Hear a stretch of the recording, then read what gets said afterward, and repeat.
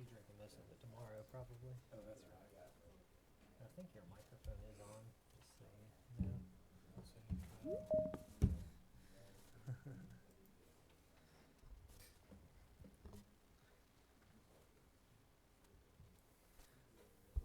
Hello, Miss Meyer. I see you've joining us on Teams. I think we actually got it to work to where we can hear you. So if you'd like to test your microphone, please feel free to do so. Hey, Adam, can you hear me? We can. It's slightly low, but we can hear you. Awesome. Thank you. Okay, great. Thank you. Can you turn her up a little bit?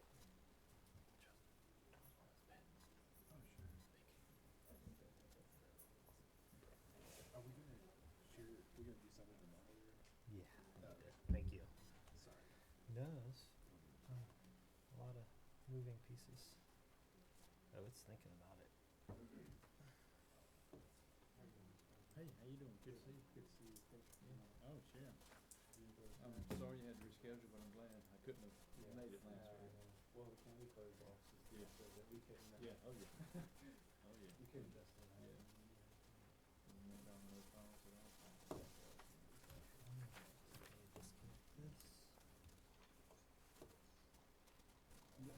Good, buddy. How are you? Yep. Yeah, you as well. Enjoy the snow? Much as you could? You have kids? I do not. Oh, because so they probably enjoyed it. I enjoyed it. I Yeah. was talking with Jeff. He said he got the front end loader, built a little hill in his yard. Oh, nice. It's, There you go. That's pretty awesome. Yeah. It's hard to find a hill. There we go. Near the municipal golf course, and that was Yeah, awesome. they got, yeah. Look at all the overpasses. Yeah, I saw a lot of marks on the overpass.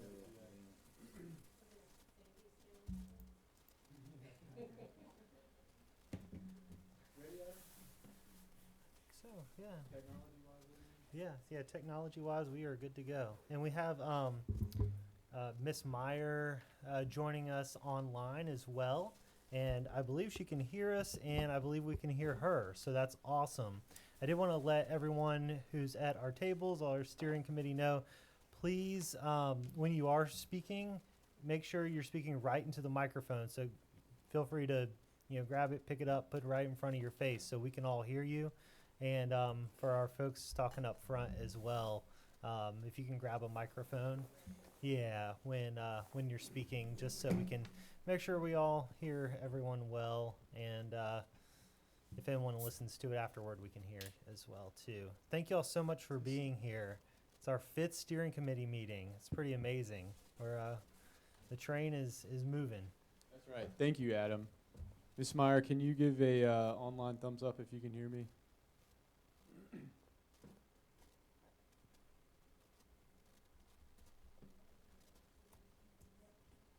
Okay, awesome.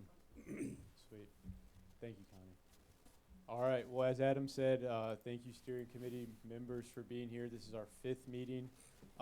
Before I turn the microphone over to Leanne, I just want to sort of impress upon you that we have wrapped up the public engagement and the policy creation portion of this project, and now we're really on to the meat and potatoes, where we're looking at a future land use map, land use alternatives. How are we going to bring this plan to life? And so it's really important that you guys stay engaged with us and give us your feedback, because that's why you're here, right? We need your feedback. So please stay engaged with us throughout this process. It's a little bit smaller crowd here than it's been at the past few meetings. I know that may have to do with having to reschedule this meeting, but again, I want to thank you for your time. I know this is volunteer time. So on behalf of all the citizens of Pender County, thank you guys for coming out. And please continue to stick with us. We've got a lot of material that we're going to be sending your way, and we need a lot of feedback from you. So keep us engaged. Keep us in the loop if you have any questions. And again, thank you for your time. Thank you much. Can you hear me okay? Okay, coming through. Yeah, so as Daniel mentioned, we're kind of starting to put pen to paper and, ink on the map here to start talking about where this plan is headed. So tonight from here on out, we'll be discussing with you what we actually want to include within the plan. So it should be more kind of substantive and interesting for you. So if we can go to the next slide, just a quick project update. So we really have wrapped up phases 1, 2, and 3. We're solidly in phase 4. I think if you click again, it'll say that. Yeah, and so we're going to be kind of working through the spring of this year. We'll be bringing you drafts of the plan over the next few months, getting your feedback on that so that we can make revisions and take it out to the public. And then we're really kind of focusing on adoption of the plan the end of this summer is the focus. So if we go to the next slide.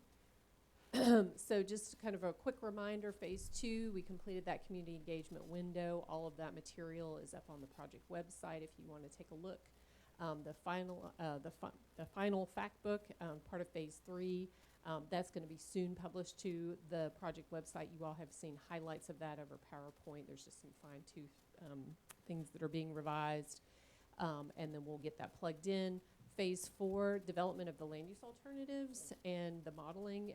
That is the mapping sessions with staff, so we've all completed that. That's what we're really going to be talking about tonight is those exploratory items. If you go to the next slide. Yeah, so just a quick refresher on the alternatives. The reason that we do this, just like you can see the picture here, it's really to kind of do a back of the envelope. If we had different policies within the county, what does that mean in terms of geographically how the different categories are placed on the map? And what does that mean from a development capacity standpoint? You know, how many more residential units or fewer could you get, or how many more or fewer square footage of non-residential could you get? So that's essentially what we do with the alternatives. It's also a really important tool for having a discussion with you all before we get to the kind of preferred future land use map. We can hear from you about what you like and don't like about the alternative that we're sharing, and then we can take that information and go back to the drawing board and make adjustments to come up with a recommended preferred map that we can share with you this spring.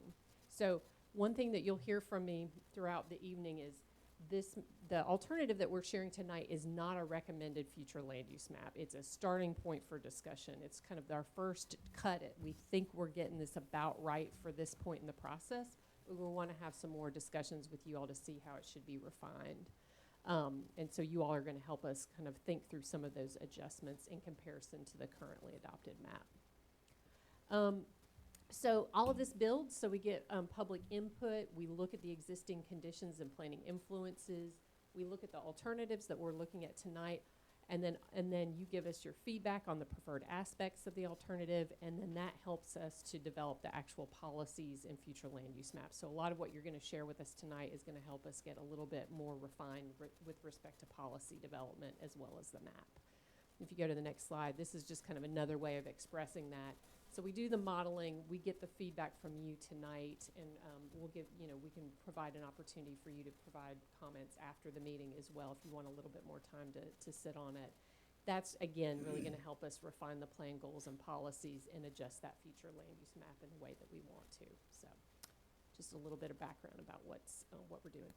So you all should have a handout sitting at your table that has some key terms on the definitions on the front page, and then they have the different descriptions because we are using a slightly different palette of land use categories in the alternative. They're similar to, but slightly different than the currently adopted map. So you all might be very familiar with the term scenario planning or scenarios. Land use alternatives are the same thing. We just like to use land use alternatives because it actually puts the word land use in there. FLUM is an acronym for future land use map, so if you ever hear us say that, that's what we mean.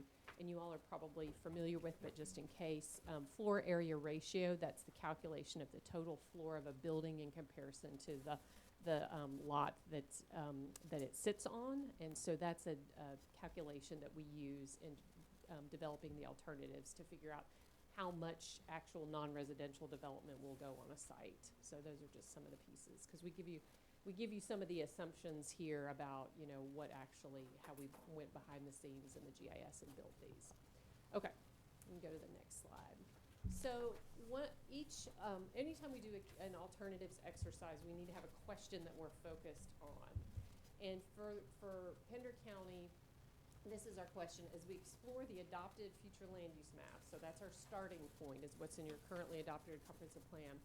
And any hypothetical adjustments, which we started to have some discussions about last meeting. You might recall we went through that bulleted list and got confirmation about the things that you would like to see in the updated future land use map. What are the aspects of each map that you support or do not support? And we've got support and do not support in green and red because we've got a sticker exercise for you tonight for you to come up and actually put stickers on the map. Green for areas that you think are good, red for areas that you don't. We'll number those and write comments in a notepad so that we can walk away with some understanding of like what you do or do not support about those aspects. And we're gonna do that both on the alternative map as well. We've got do we have a copy of, yes, we've got a copy of the currently adopted map up as well that we're gonna be getting feedback on. So that's kind of our key question that we're responding to. Okay, if we go to the next slide. Okay, so this was the concepts that we talked about at our last meeting, just as a refresher. When we talked about what do we want to kind of test changes on the future land use map, what should we be accomplishing with those changes? We talked about protecting water resources in coastal areas, reducing stormwater, drainage, and floodplain impacts, increasing the acreage of land available for economic development, guiding growth to align with utility planning, protecting agricultural and rural character, harnessing the potential of cultural and historic resources in Western Pender, along with Eastern Pender, and then supporting development of housing choices in the county. So those were the things that we got general consensus support for in our steering committee meeting last time. And next slide, just wanted to say, you know, that kind of aligns with the planning themes that came out of the community engagement and stakeholder work. So you can see here, these are kind of our first steps in terms of plan creation. This is what we heard from stakeholders in the public, that folks want sustainable and managed growth. They want to expand economic development, have community unity and civic engagement, support agricultural and working lands, have environmental conservation and preservation, have attainable housing choices, and then enhance quality of life and community health. Those were the kind of key themes that we briefed you on after that first round of engagement, as well as the planning board and the commissioners as well. So those are kind of our, yeah, I want to make sure I'm sharing this. So give me just 1 second. I'm sorry. Just want to double check that I'm on the teams. Yeah. I think Okay. Yeah, Ms. sorry, Meyer for may those not of be able you to see that, it. we can make the PowerPoint available There for we go. you, those of you that might not have seen the last couple of slides. Okay, so if we go to the next one, so these are kind of our marching orders for the land use alternatives. Okay, so a little bit about the assumptions and the methodology. I'm going to try to keep this pretty high level. Happy to answer any questions that you have. So one of the first things that we look at when we're doing alternatives is we have to determine how much land we actually have to, I kind of call it play with. You know, how much land can you actually change?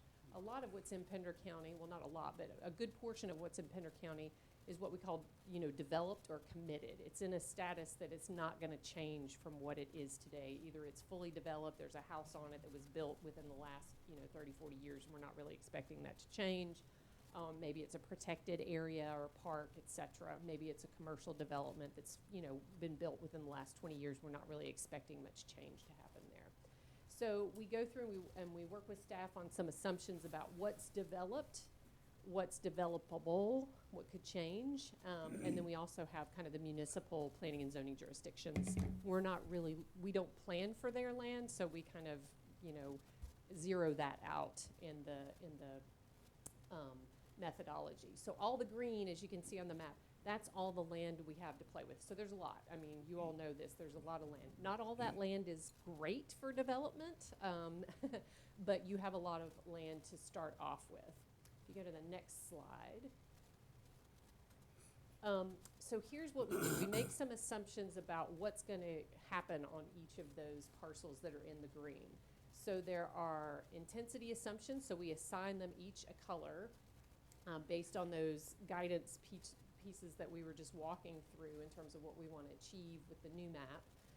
And we assume a residential density, units per acre, and a non-residential density, that floor area ratio, FAR. Is what, there's those two assumptions for each category that's listed on the map.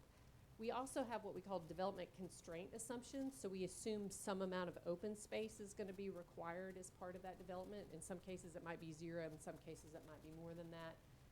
There's going to be some infrastructure. So there's got to be roads and maybe stormwater and some other things. So not all of it's going to be a building. Some of it's got to be the infrastructures to support that development.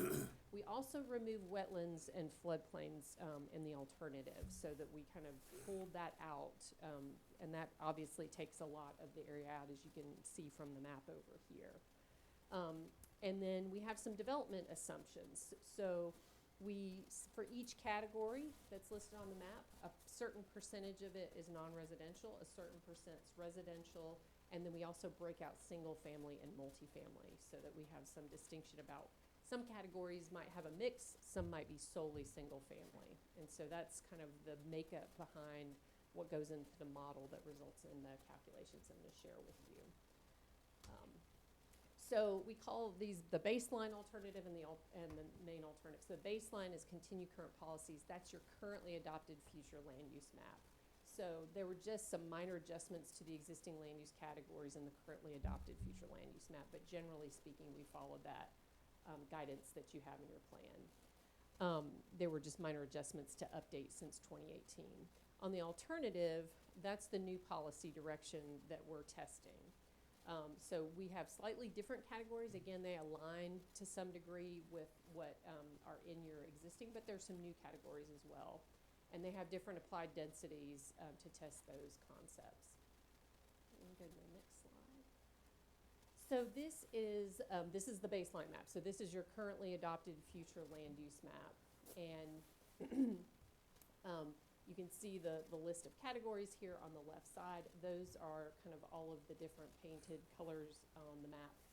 And this is our starting point.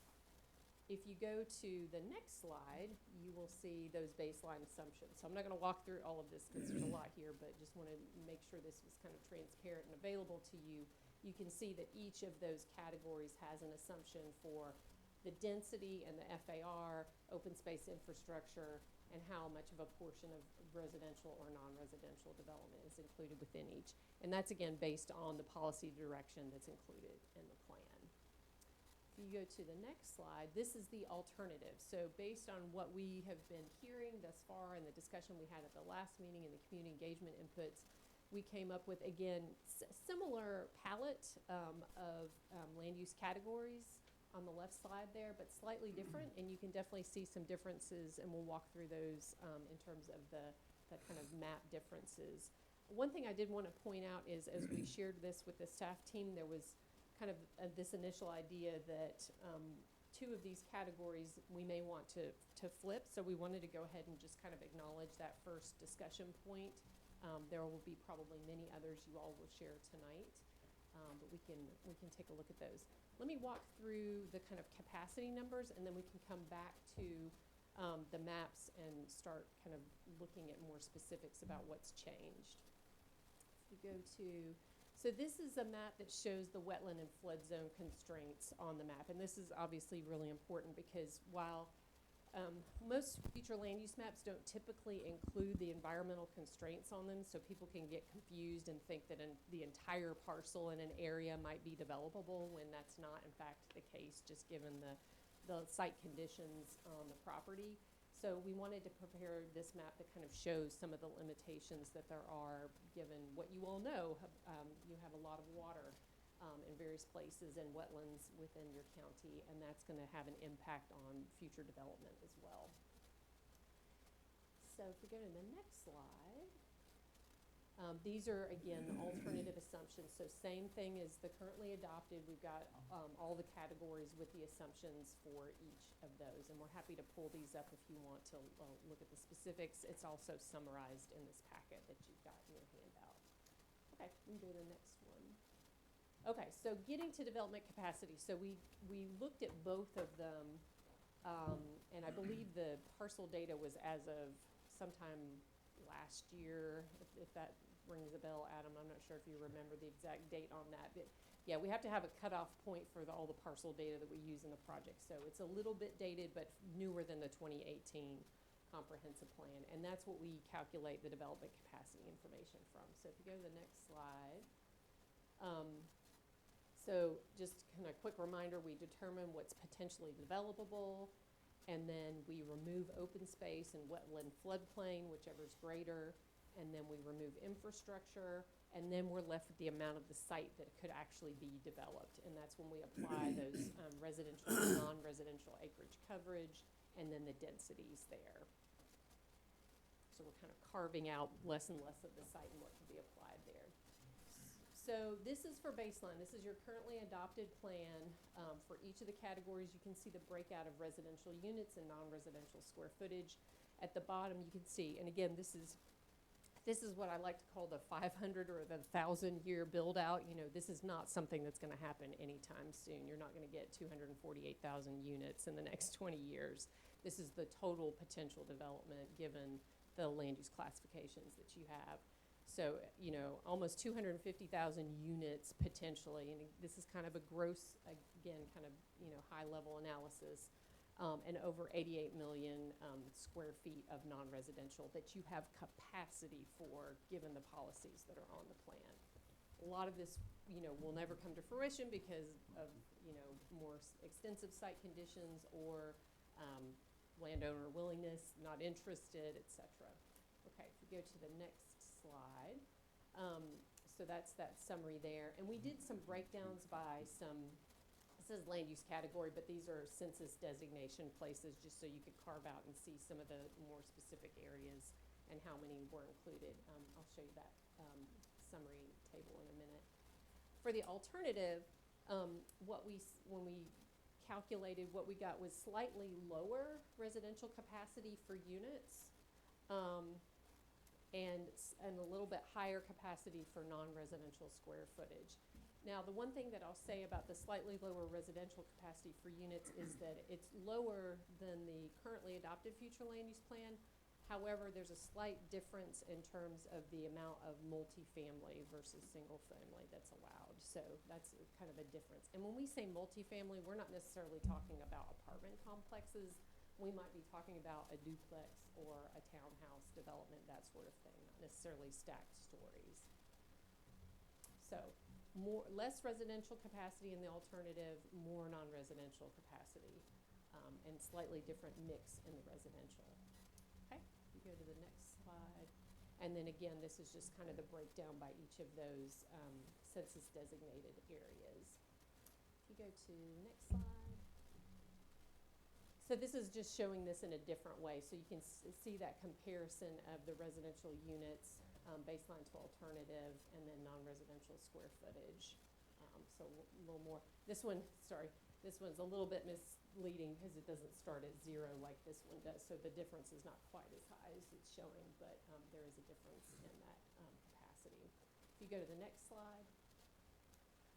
And then this is the single family versus multifamily and total housing units. So there's slightly more multifamily potential in the alternative, but it's not a huge bump in comparison. And the vast majority of the units are single family, assumed to be single family units. Okay, we can go to the next one. So the census designated places. So we've got Hampstead, Rocky Point, and Long Creek that are on here, and I think there might be one other that I'm missing. So those are some census designated places that we wanted, particularly for the Hampstead area, just in Rocky Point, to give you some sense of like how much development is showing up in this development capacity analysis. So if you go to the next slide, you can see where those exist. Yeah. Yep. So this is, so you can see here, residential capacity, baseline and alternative. Baseline's blue, alternative is in orange. Hampstead has a little bit more residential than the baseline, and Rocky Point as well, a little bit less in Long Creek. And then in terms of the capacity, you can see this is the, I think, the other category. So that's basically everything else that's not one of those census designated places. There's a lot more allowed in the baseline than in the alternative. So basically what that says is a lot of the rural area, there's a lot of development potential in the baseline more so than the land use alternative. Okay. And so for Porter's Neck up there. That's a census designated place. That's the vast majority of it is in New Hanover County. Yeah. Evidently, there's some little sliver Yep. that's in Pender County. That That's has why it showed 6 or up on 8 there. unit potential, yeah. Little small area. Good to pick up on that. And then looking at non-residential, same census designated places. In Hampstead, you can see the baseline has actually a lot more potential for non-residential development than we're showing in the alternative, but we added a lot more in Rocky Point, so it's a little bit of a trade between those two. And so that's a point of discussion if that's the right move to be making. And then again, this is everything else, mostly the rural, there's actually, what this is saying is the current future land use policy says there's, significantly less capacity for non-residential in the other parts of the county outside those census designated places than what we got in the alternative. The alternative adds a significant amount more, about 23,000 or 23 million square feet. So let's go back. So this is where we kind of get into discussion about the differences and what we want to kind of highlight that's different between them. Let me just make sure, do we actually have a printout of the currently adopted future land use map? Let's pull up on here then the currently adopted, so we got it as a point of comparison.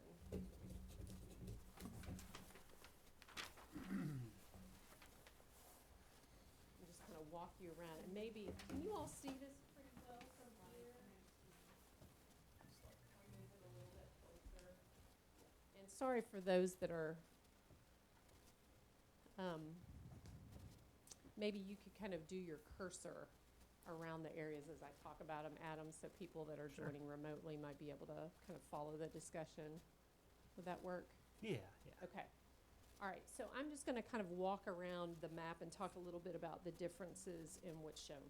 So one main thing I want to say is, relatively speaking, the kind of yellow or whatever kind of light brown color this is and the yellow on the currently adopted map are generally about the same. I think the density might be a little bit lower in the alternative, and that results in kind of less development potential. But generally speaking, it's low density residential in both of those areas. So that's not a huge change to the map. So one of the big changes on the alternative map, and I'll just start kind of at the top and work my way down, around Pender Lee, we have identified, which is different than what's currently adopted, we have identified what we call a rural crossroads node, so an opportunity for some additional kind of rural scale commercial development that could be supportive to the farmers and property owners up there, and then rural neighborhood that surrounds it. That's, again, kind of a rural neighborhood scale, but it's a little bit more intensive than what you see in kind of the outer, more low density surrounding areas. We also have a little rural crossroads node up here on 11 at Willard, and we have another one where 50 and 53 meet up here in Maple Hill. So providing some opportunities, and I believe there's some established kind of businesses already at these locations, and that it's an appropriate place to be supporting that type of use to serve those communities. But again, in a rural crossroads kind of character, not a suburban, dense shopping center kind of character. And feel free to speak up or ask questions as I go through if you've got any comments. And when you do so, make sure you grab a microphone. Oh, yeah. Thank you.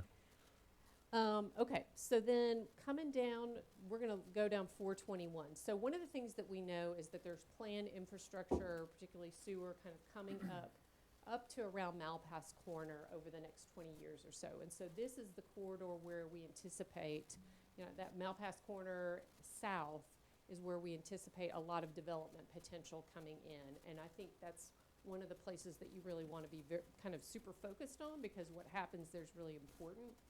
And this gets back to that discussion that we've had a couple of times about fiscal balance and the fact that you got 92% of your property tax base is residential versus non-residential. That's one of the things we try to focus on in this mapping activity, is how can we create more non-residential opportunities to relieve some of that tax burden on the residential property owners.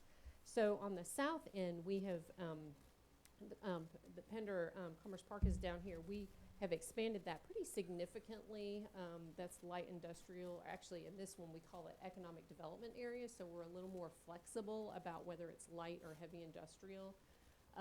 The zoning can get a little bit more specific about which of those are proper within that designation, but providing some flexibility, but focusing that very much kind of aligns with what's happening, what's planned for on the south side in New Hanover County. They very much have that as kind of an employment corridor as well.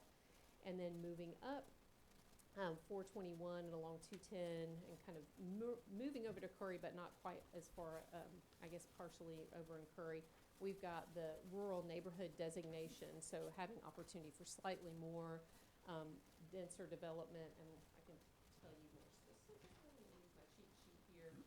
So that rural, the yellow that's over the majority of the map on the alternative is 1 unit per acre for the yellow, but the orange here is 2 units per acre. So these are kind of half-acre lots that we're talking about within this orange corridor. And then we have a couple of different designations in terms of non-residential. So starting at the top, we've got a rural crossroads node again here at Malpass Corner of 421, and another one at 210 and 421. And then we have a more kind of intensive designation of neighborhood center, so you might actually see kind of grocery shopping plaza, kind of, more intensive development on the south end there. Moving east around Rocky Point, so there's a lot more residential development denoted on the currently adopted map with kind of a smaller, you can see that purple, there's a couple of shades of purple and blue here, kind of non-residential that's commercial. I think it's regional mixed use, and the other designation, the neighborhood mixed use, yes. So we've expanded that significantly here, and they're saying this could be a regional center for the county that has, some of your more intensive commercial uses. It's on 117 and 40, so there's the opportunity to kind of draw from within the region and have good transportation access to those places, and provide some relief, for away from some of these areas as well that are very congested on the east side of the county. I'm trying to find my regional center, the red that's on the alternative. We're talking about residential densities of about 12 to 15 units per acre that could be, would be co-located most likely, or at least adjacent to some of the commercial centers. And then surrounding that is the rural neighborhood designation, which again is half-acre lots. So that would not be a significant kind of density change. And then there is a kind of neighborhood center here towards the south at 133 where that meets 117. And we also added some additional industrial, or what we call employment development area here on the south end of 117. So again, wanting to have some more opportunities for job creation within the county that's beyond just service level jobs, actually producing things, etc. On the eastern side, the coastal area here, we've got, it's somewhat similar to what you have currently. We did kind of change the designation above 17 so that it's this rural neighborhood designation, again, kind of half-acre lots. And then the majority of this is what we call, one of the hardest things to do in these efforts is find the right names for things. So we'll probably change this name because it's not very exciting. But it's what we're calling residential neighborhood, which is a more traditional kind of suburban neighborhood. Suburban neighborhood just didn't sound very exciting, so we didn't want to call it that. But that designation is about 3 to 6 units per acre within the brown. The purple, again, is a neighborhood center. This might look like a really large neighborhood center to you here and potentially here, but as you can see on the map over here, for those that are watching online, we're looking at the map that shows the overlay of the wetlands and the floodplain over the different areas. So there's some limitations on how much development potential you could get there. That also has the opportunity to do both residential and non-residential development within the same development complex. You might have heard of traditional neighborhood developments or new urbanist developments. It has the potential for providing that kind of opportunity there. And then the yellow is your coastal neighborhood designation, which is the designation that you currently have over here. I think the exact location might be slightly different, but generally speaking, that designation is the same on both of the maps. So I think that's kind of walking through the major differences. Let me stop there and just see if anybody has any questions about these. High level or detail or anything you want to. Yeah, just looking at one point, I know there, the two, right there at the Cape, Northeast Cape Fear in 210, on the currently adopted, it's, I guess one per acre is in the brown, but you're looking at changing it to, no, I'm sorry, 2 per acre, and you're looking at changing that to 1 per acre. Right. But you've got a development that's on the map there now, they're grandfathered in on that? Yes. Oh, yeah. Yeah. And we want to clean up some of those Right. things as well through this process because that's, this is, like I was saying, the starting point. So some of those, let's go ahead and identify if the plan is to actually have a more denser development in that location. We want to make sure that we don't want it to look like a zoning map, but we also want it to be representative of what we expect to happen over the next 20 years. So yes, that is definitely the case. Well, I have a question. So, Can you grab the microphone, please? Sorry. Thank you. sorry. The question is, these areas that you've laid out, now, is this from your own research? Is this something from the community meetings and the surveys that were sent in? Or where exactly did this come from?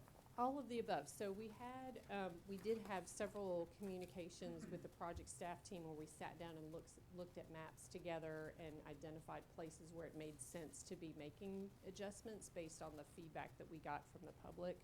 Also looking at the public's feedback and kind of where they might want to see some, additional development occurring or not. That was also included. And then there is, to your point, some kind of professional judgment that's included in this as well, and just, our starting point for discussion with you. And kind of, again, this isn't a formal recommendation. It's just a starting point based on kind of what we know that we want to refine further and get it to a preferred status. I think it would be helpful to look at the map in terms of broad areas rather than getting into very specific parcels. Think broadly about Pender Lee, for example. Does it make sense to have some commercial style development there in the heart of Pender Lee around the school, and then a little bit more what we would think of as like a traditional suburban type neighborhood, half-acre lots around there? For example, in Rocky Point, does it make sense to have there at the 117, 210 intersection to have that be commercial based with higher intensity residential development like townhomes, and then further out to have that more traditional type of suburban neighborhood design where you have half-acre lots? And then around I-40, does that make sense to have industrial style development, right? Employment centers. That's kind of the feedback. Look at it broadly rather than overly parcel specific, because that's the kind of feedback that we're seeking tonight, and then that will help us refine this map and get more parcel specific. One thing I wanted to mention too is we had a lot of discussion at the last meeting about the concept of conservation subdivisions, and we kind of explored and played around with the idea of, do we want to designate those on the map? And what we landed on was that there is a fair amount of kind of process and management that has to happen to those properties that it probably doesn't make sense to start off with placing those on the map, but maybe having a policy that provides the opportunity to create those for the property owners that want to do that. So that's what we were gonna suggest, is that's a policy in the plan, but not a designation on the map. Does that make sense? Okay, so a property owner, and this would probably mostly apply within kind of the lowest density rural agricultural areas, but it could potentially apply within the rural neighborhoods as well, where a property owner would say, well, I've got a 30-acre parcel and I want to do one of these conservation subdivisions. I'm going to protect 30-40% of my site and then do smaller lot sizes for the remainder of the units on the property. But we didn't want to say that was required of everybody within a specific designation. So, welcome. Come on in. So, any kind of feedback about, since we were kind of starting up over here, Pender Lee, this idea of kind of maybe ratcheting up a little bit the development potential within that area. Part of the thinking behind this is, and again, some of it's capturing what already exists today, but supporting maybe the expansion of some of that rural commercial development, and supporting areas in a few situations around it to have more homes that could support those commercial centers. And it's to kind of provide more opportunity for services and amenities to folks that live in a pretty remote part of the county. That's the intention there. But not really wholesale changing the character of those areas and still maintaining a rural kind of character of development. Yeah, and speaking of that, I'm just looking at Malpas Corner. I'm thinking, I don't see much, well, why wouldn't you have included go up the road to Ward Corner as well? So go up Malpas to Ward Crossroads and Corner. then Ward Corner just north of there, 53-421. Let me get those stickers. It- We're gonna put I some mean, stickers on the map. they're similar, you know, crossroads. And it may be, we may have been limited by the kind of the infrastructure, that we know is planned Gotcha. for. Okay, oh, yeah, so it's not So, reaching that far, I see. It's not, I got you. yeah, Yeah, and we're that trying makes to sense. kind of keep the, so another part to your point of, this is using what we know about the planned infrastructure for the next 20 years and trying to guide the land use to be aligned with that, as opposed to kind of reaching out far beyond.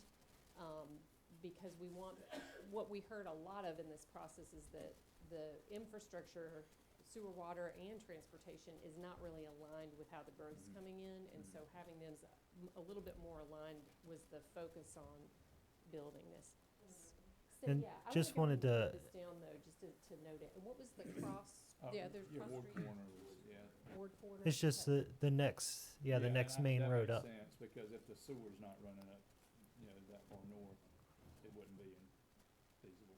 I wanted to echo what was the comment that was made last meeting as well, from some of our farming community. I think Mr. Rawls and Mr. Seitz had mentioned, just the reality that the more sewer capacity that you have going to area that is currently farmland, that farmland may not stay farmland for very long. And so that's something we're trying to balance as well. So trying to keep that in mind too. And while these colors on this map, may not be able to totally dictate all of that, it is a guiding document, not regulation. This does play a part in those discussions and is guidance for policymakers, decision makers going forward. Mr. Smith, Mr. Baker, Mr. Pitts, interested in y'all's opinion on where the bypass meets 210, or the future bypass meets 210. What type of development do you think is appropriate in that area? And then even from that stretch headed east to Highway 17. Yeah, because there's a little bit of a difference there. There's a bend right at the interchange, whereas we've actually got it slightly kind of off that. Quite honestly, Interchange I area. would say very low. That's just my personal opinion. I just don't see many developers wanting to go in there, not residential or commercial. Yeah, it's just, But I mean, it could be, but I would see it as low. You know, you would like to think in most communities, a bypass, some intersections, that opens up possibilities, but in that particular one, I think is low. Well, A developer may see it differently. And this is, because this is kind of an access managed type facility Yeah. too, it's not like 17 where you can have all these driveways to access. So that was one of the reasons we were like, does it make more Exactly. sense Yeah. to put it a little bit off the interchange where it's kind of easier to get in and out of and maneuver around to? That was the thinking on that. Mr. Bloodworth, what was your comment? If you wanted to share, I didn't get to hear it. A whole lot has to do with the elevation. Okay. If it's Mhm. 9 feet, you ain't gonna get much, residential in there, I wouldn't think. The topography's bad. It's a lot of wetlands. Oh, yeah, okay. Getting back, do we have a map of that? Wetland, Yep, wetland, and yep. So you can see it here, and that red line is the bypass. So the green areas are the wetlands, correct? Yes, yeah, the wetland or flood zone, yep.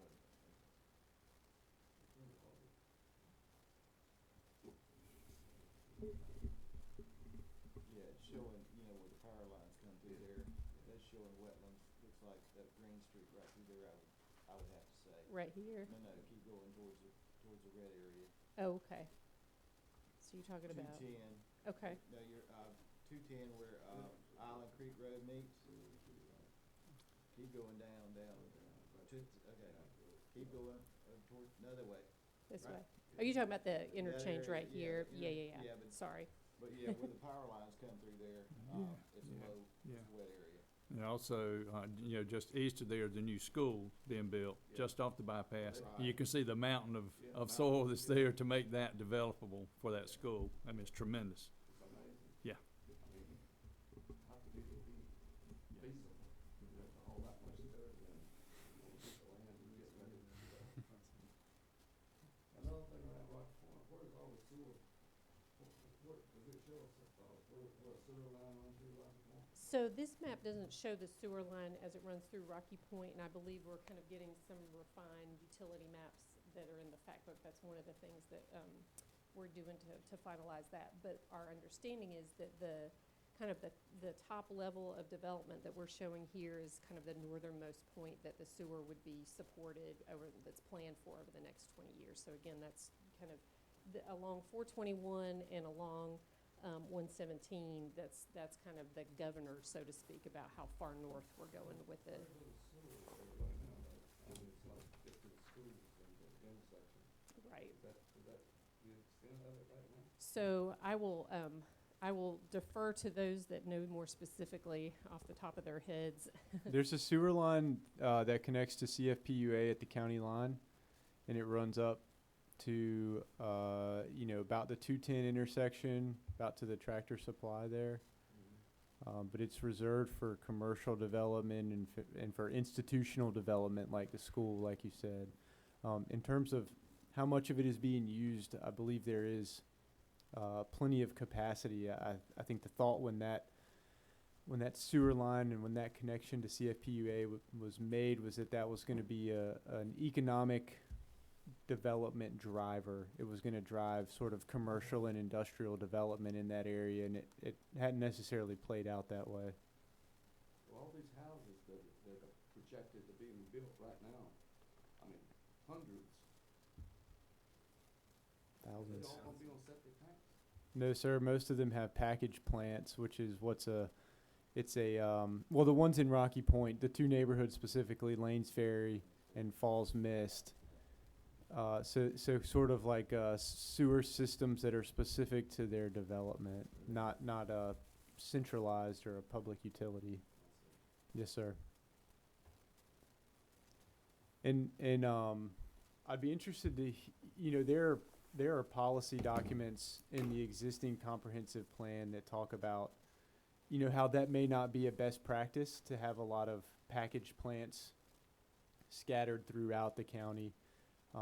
As you may imagine, those then fall to the hands of the homeowners association to maintain, and folks in HOAs aren't always, adequately equipped to maintain those types of facilities. Yeah, and Wes, if you have anything that you want to add, please feel free. I mean, you didn't, there was a discouragement of package plants, and at the time, sorry. Thank you. And at the time, it was not set in stone that that utility line is to be reserved for commercial. There's, and I don't know where that stands at the moment, but part of the assumption was that at some point there would be the understanding that some of that wastewater capacity could go to support residential development. And we're dealing with this issue of the private systems in another county in North Carolina, and one thing that we've been kind of learning through that process is that they have come a long way. I think there was a lot of communities were concerned about using them for a number of years because of the failure, and then when they go into kind of a failure status, then the municipal utility kind of has to come in and fix the problem. A lot of communities are very concerned about being in that position of having these private systems that aren't going to work. But my understanding is, I mean, every system is different, but that the engineering behind them has gotten a lot better, and that they're, more suitable than they used to be, and can provide some opportunities for development in locations that you may not have the resources or the interest in sending main trunk lines all the way up to serve. So they're kind of another alternative to be considering. Well, I think what we saw somewhat in Hampstead, I can think of a couple of subdivisions that were on package plants that then converted over to forests. Right. So They it's just kind took of over the all over. system. Yep. Right. It's just a Yeah. Band-Aid to get you there. Yep. Workaround until the utility gets there. That's right. That's another way of looking at it too, is if the infrastructure doesn't quite reach, but it makes sense to be developing in that area, it's kind of a stopgap or to some degree, it can, or it fills in the gap, I should say, until the time that they can actually connect. I wanted to touch on something that Daniel asked about too, the nodes at the interchanges. Thank you, Adam. The nodes at the interchanges, I think, I know planning board wise, we've already had a couple things come in front of us on that for increased density. And I think we're gonna continue to see some more of that.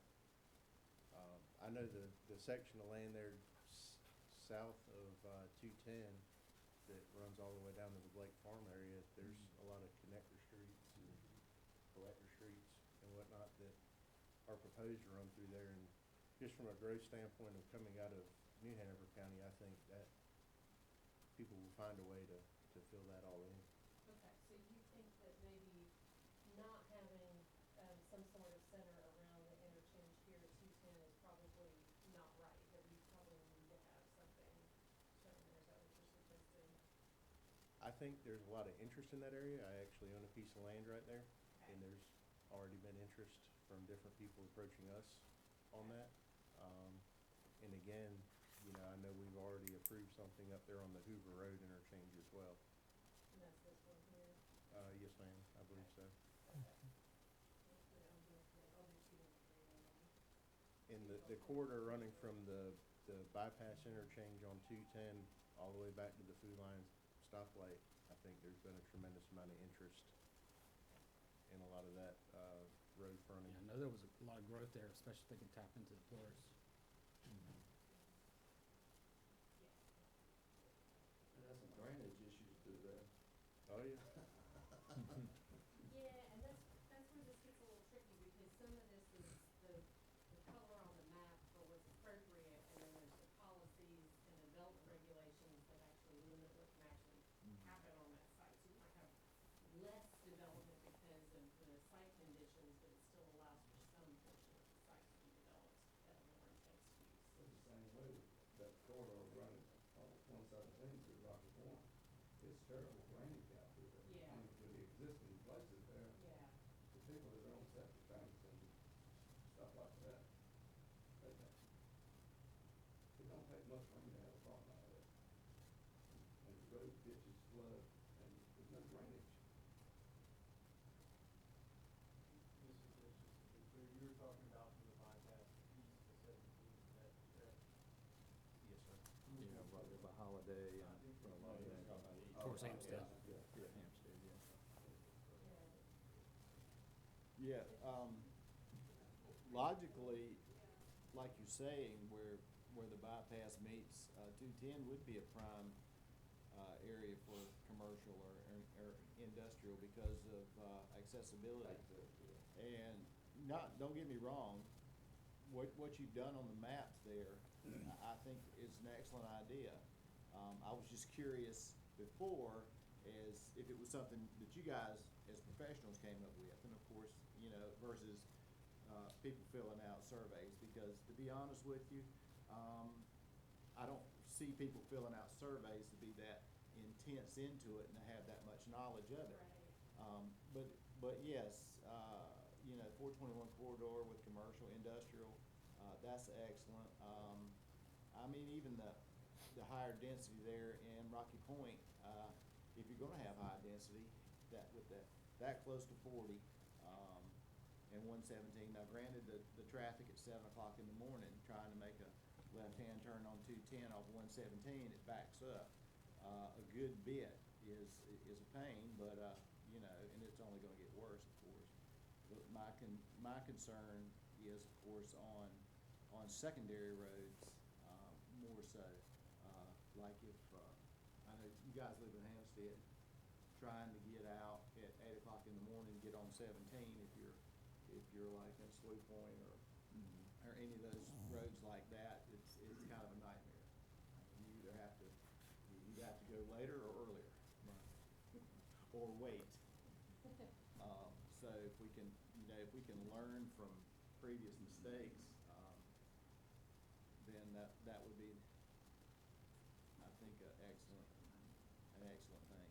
So one kind of, you triggered a thought, which is, and I'm putting this as number 5, that looking at the collector streets plan and kind of how that overlays with this is, I think, an important next step in thinking about those secondary roads. I think that's kind of something that we need to take a peek at when we're defining this. I think that's a good point. Yeah, I think the collector street idea is an excellent idea. You know, trying to get, access onto the major roads. And, you know, it gets like, just right here in Burgaw, if you trying to come out of Food Line and make a left-hand turn on the 53, there's a few times a day that I will do it, but a lot of the time, I'll go out on 117, I'll come through the light. And it's always a good option to have some place that you can turn and do that and get to a light. Because, you know, I don't want to get in a wreck, I don't want somebody else getting in a wreck. And sometimes that's what you got to do. It's always, stoplights aren't such a bad thing after all. What do y'all think about the 421 corridor, further north? Say, if you look at the map where it exists now, got a small corridor there of industrial development that's extended north and then more residential. What are your thoughts on that, along the 421 corridor? Well, I just said I thought it was, what she had there was an excellent idea. I mean, even if she wanted to go further with the industrial, I mean, it's already 4-lane highway there. Yeah, you know, for commercial or even residential, it's, you know, but if you make it residential, then you're gonna limit your commercial, or industrial, Right. capacity as far as that goes. Yeah, I think that's like one of the things, so I put number 6 here is like a potential for even expanding the employment center northward. Yeah, 421 and 140 is not very far from there. Yeah. That's a perfect place. So, I was just gonna share, you know, it's kind of when we were thinking of, looking at this, and you might remember Kathleen Rose that's working on the kind of market real estate analysis side of things. I mean, that's kind of where both of our minds went with this, is that you have no shortage of residential potential, whether, you know, at various kind of densities, maybe not as much so on the higher side, but there's a lot of places to put residential. You don't, on this map in particular, you do not have that many places to put particularly industrial development. And so that, given your tax base situation, that was one of the things that we thought we wanted to recommend, was providing a significant, significantly more employment opportunities on this next version. Are there any opportunities like that kind of in Hampstead, kind of up that way as well? We Even with the don't have bypasses? employment center, but we could look at that. Sorry, go ahead. So one thing that we've talked a lot about too is, where does Hampstead begin and end? And that's sort of like an existential question. Right, it's, right. So where does Hampstead begin and end? And if we look at the bypass, that sort of gives us a good natural boundary of what we might consider Hampstead. So then where do we want kind of Surf City to begin and Hampstead to begin? And what's going to be in that area in between? To the west, there's a lot of land that's already dedicated for, that's set aside, right? That's Holly Shelter. But what do y'all see, and Mr. Pitts, I know this is something that I hear from you a lot about, more like lighter industrial type development, not your giant warehouse, but where you have a trade contractor like a plumber who's got a storefront and then sort of a I wouldn't look at it. small warehouse behind that storefront.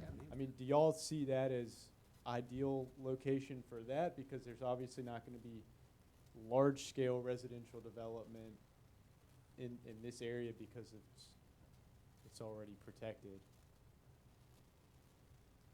As sort of yeah, the in-between, right? So, Hampstead and Surf City, well, what's going to be in between? Is it just going to be the kind of continued suburban growth and sprawl, or would that make more sense to have some type of potential employment center where there's more commercial development there? I think it would definitely be west of 17.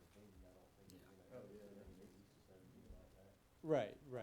If you had If just you had a Dutch sliver, square there, that just a would be- sliver between there and the Holly Shelter. Yeah. Right. You've got just a very narrow, So that moves you south of that, yeah. you know, I mean,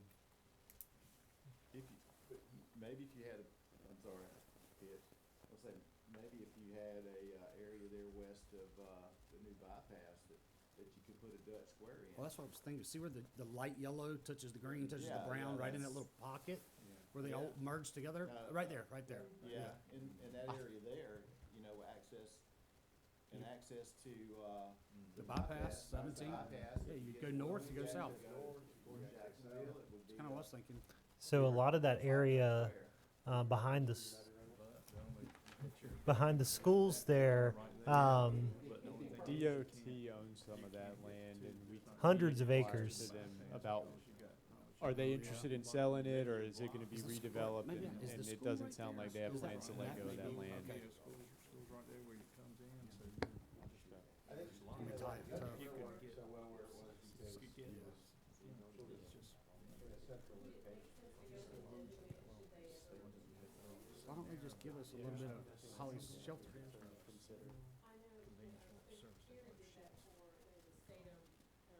Cary, North Carolina had a state-owned property that was one of the last kind of, Oh, I no. think it was like an 80-acre I know, I parcel. travel it all the time. Or Circle K's the last assembled, one. it was 80 You get acres the that was Shell owned by station the in Dixon state, and nothing and it else. was right off 40, so it was like their last big kind of I opportunity just don't off, know that they right can off the find the land on interchange. that side. And It's tough. at the time, there wasn't really, the state wasn't talking about getting rid of it, and they eventually did, and that's actually, I think, what the Fenton development is, if anyone's familiar with that big mixed-use project there. So sometimes things can change hands and people can make different decisions and so I'm just, if it makes sense to be putting employment there and we think there's good potential for it, I kind of would recommend, having it there, even knowing that it might not ever change, the I see it designation. as employment, like you said, maybe the Dutch Square or something. I don't see it like industrial by Okay, any means. No, Okay. smaller businesses, okay, things of that nature. okay. But because they have the 17, they have the bypass, people who work, I mean, like I think Jeff brought up before, somebody have a shop over there. Right, almost like heavy commercial and, yeah. Storage place. Yeah. Yeah, there's nowhere in Hampstead for Yeah. No way. I kinda see Hampstead is like, the areas either, and this is my opinion solely, is professionals or retirees. It's not like, not necessarily workplace workers per se, like that you would have over here, on the western corridor. That's my opinion, because a lot of them are college educated, maybe two household working, you know, No, maybe, go ahead. and that's my thought.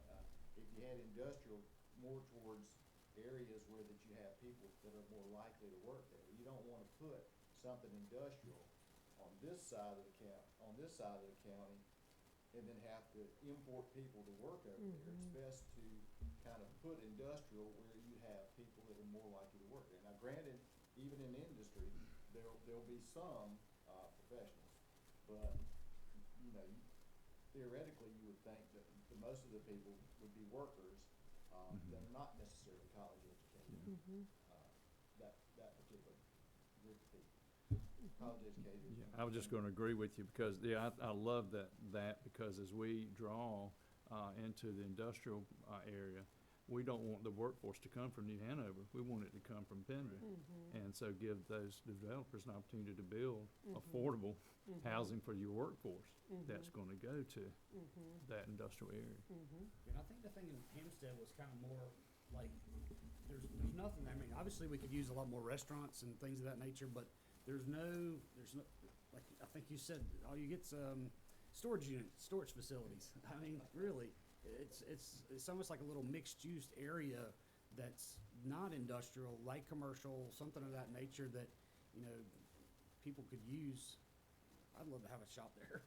There's some of that on Sloop Point behind Meadow Break, and I think Okay. the current plan has some neighborhood commercial, but there's some of that a little bit there, with a couple HVAC shops and things like that. Yeah. Very small. Yeah, Yeah, there's it's that one little all- strip there, very small. Kiwanis Park. I mean, I know And that's a several good thing. Expanding, that type of scale is what you guys are thinking about, or smaller. That type of. Yeah, Yeah, that type of business. As Yeah. far as scale for, you know, overall size of the project, much bigger. Maybe we need a different designation to kind of get to that scale versus being more wide open with this designation. Because this, I think it could be more intensive than what you're talking about. So we might need another category. Those tracks in, Dutch Square, what are they, maybe 2-3 acres, 5 acres at the most?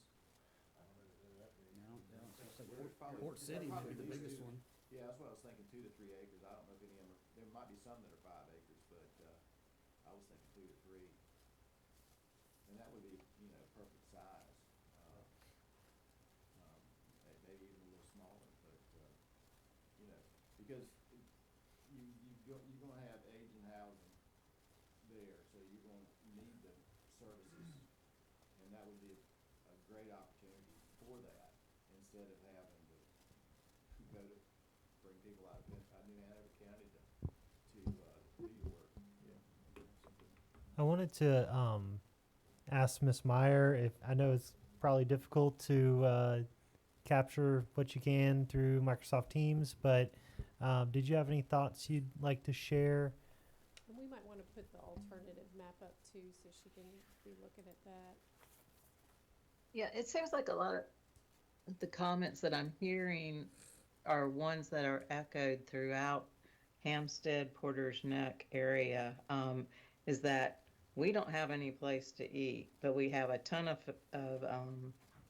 places to store, storage facilities.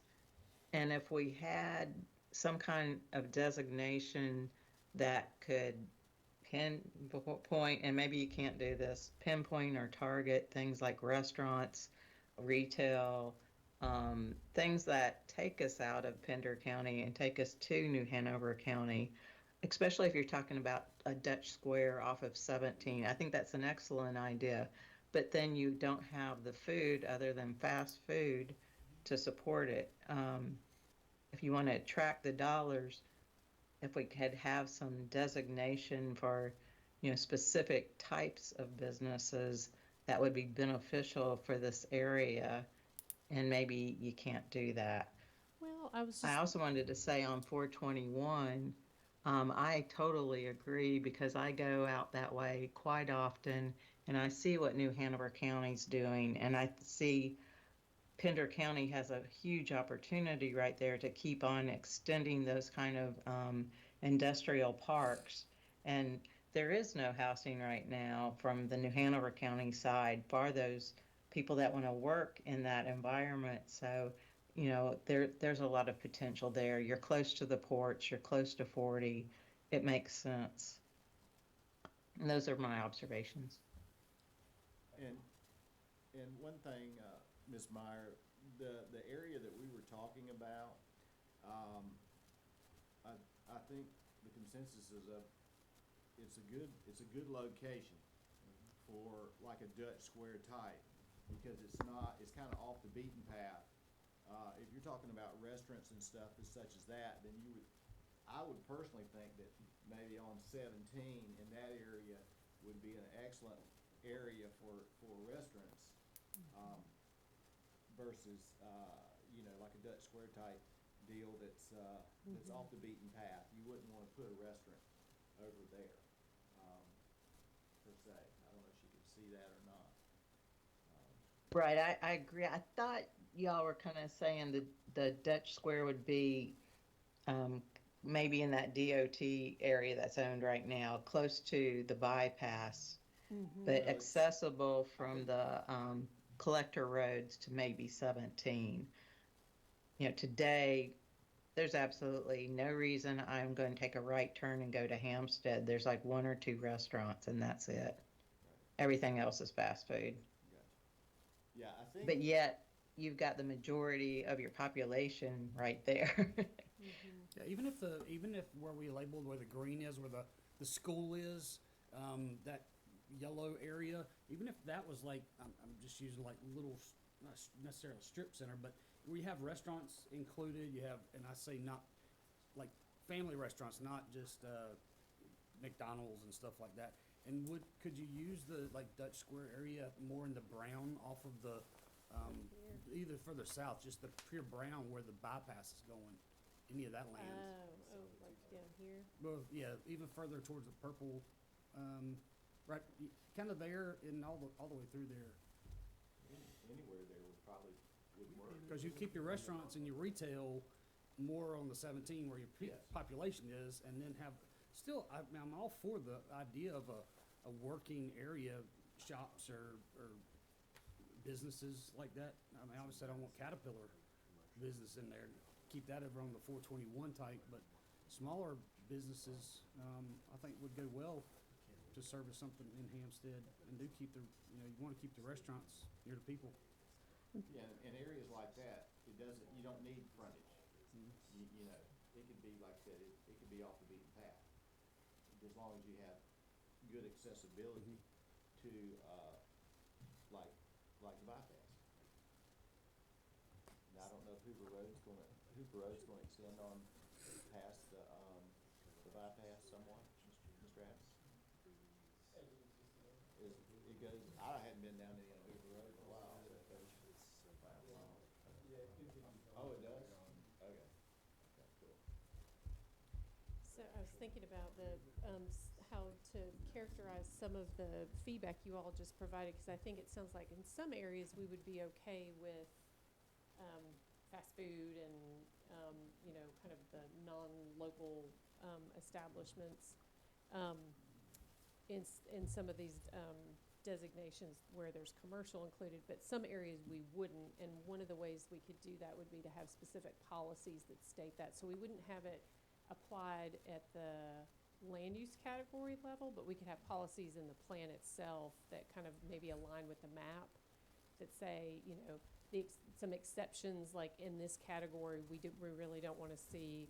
And you can, I don't know if you have in your land use table, you've got,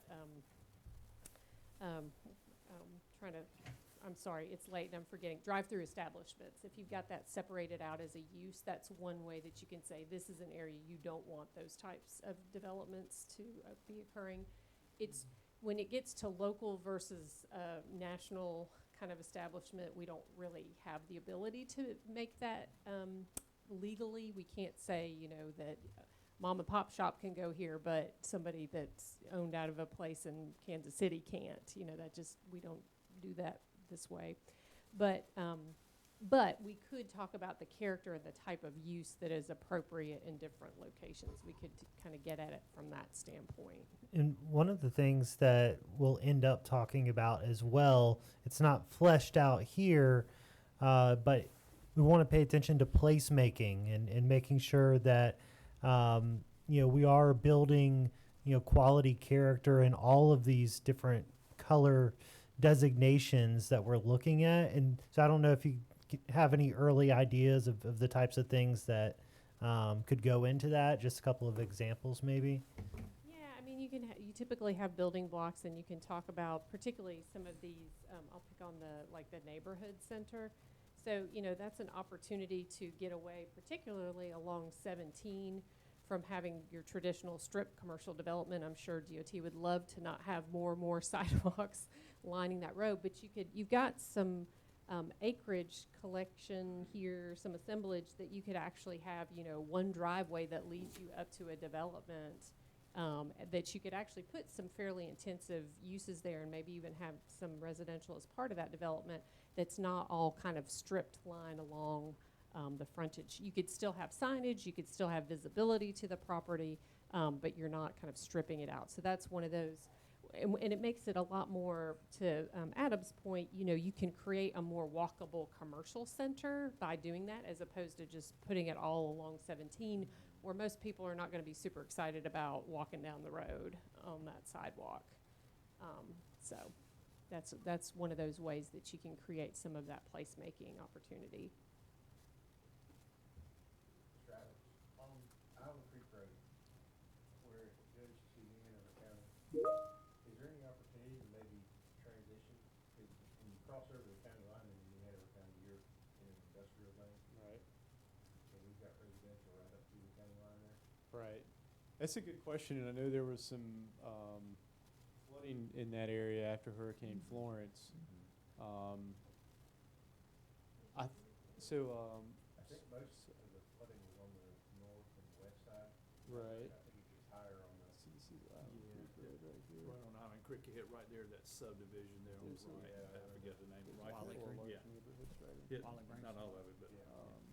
And then right down here. Yeah, it was Some of that. flooding at And the that very bridge was bottom. just east of there. Yeah. Big South of it. mine.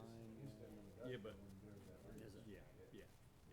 I think the shop for the business back there. Right, exactly. And- yeah.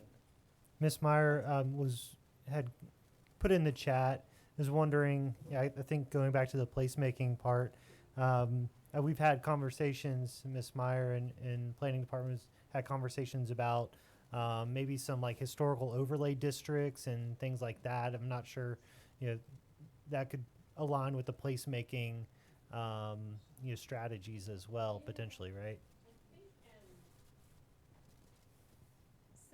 Pender Lee is the one that first pops to mind if you're going to have a historic district anywhere in the county's planning and zoning jurisdiction.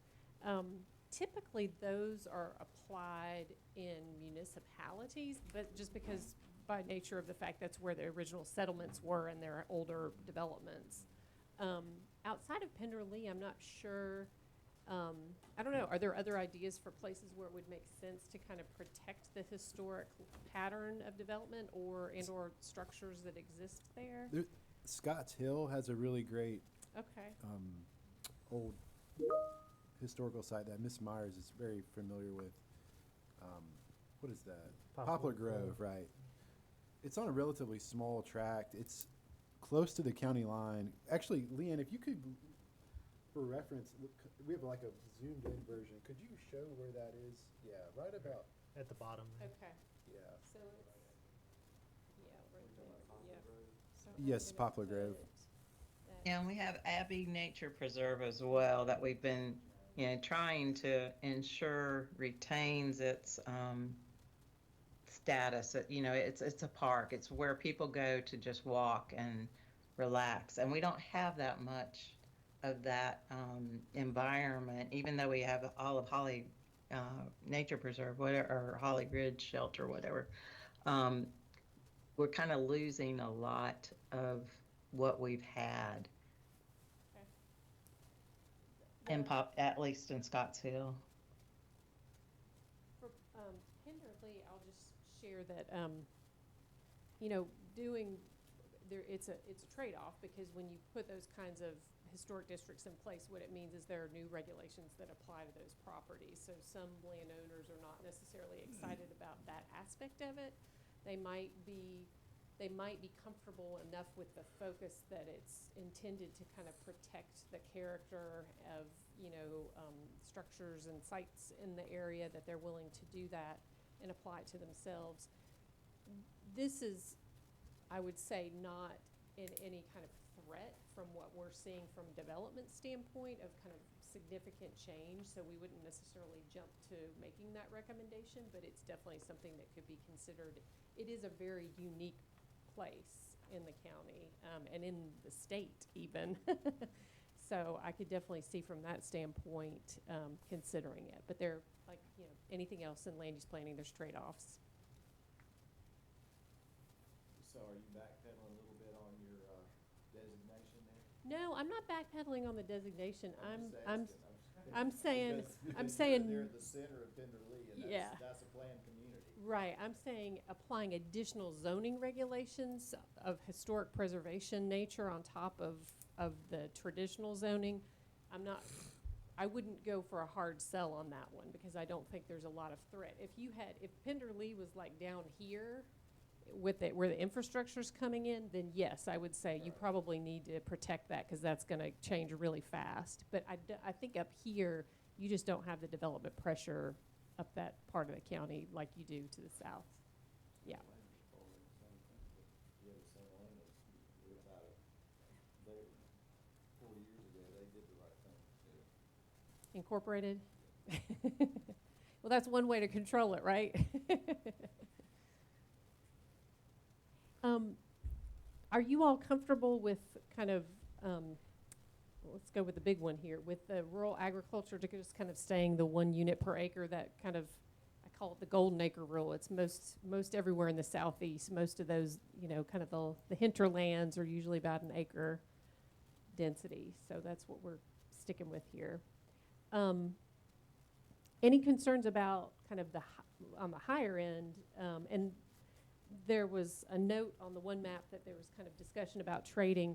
You know, the thinking behind having this higher intensity regional center at Rocky Point was, again, just really kind of the kind of I-40, 117 access and the ability to handle more kind of transportation. And if you were going to have a regional center anywhere, I'm not sure if you want to exacerbate things over here.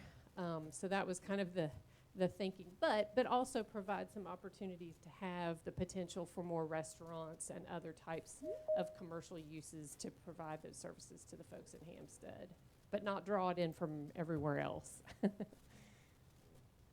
agree with you. If there was one place that you were gonna have, the higher density, if, you probably hit the nail on the head right there. I mean, it's, that would, you know, the 210, 117, and I-40 right there together, that would be probably the prime spot, in the county to do something like that.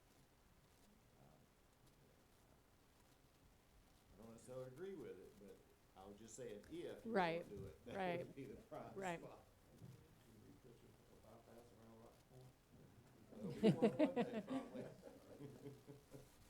If we're looking down the road 20 years, with that bypass coming in, do you think the 210 corridor from Hampstead to Rocky Point is gonna still Yeah, be RA? good question. Because if you have that node there at 210 for the bypass, that growth is gonna kind of mushroom out, I would imagine, in both directions. Yeah, I think on that one, probably the thinking was probably limited by what we know is kind of planned infrastructure at this point.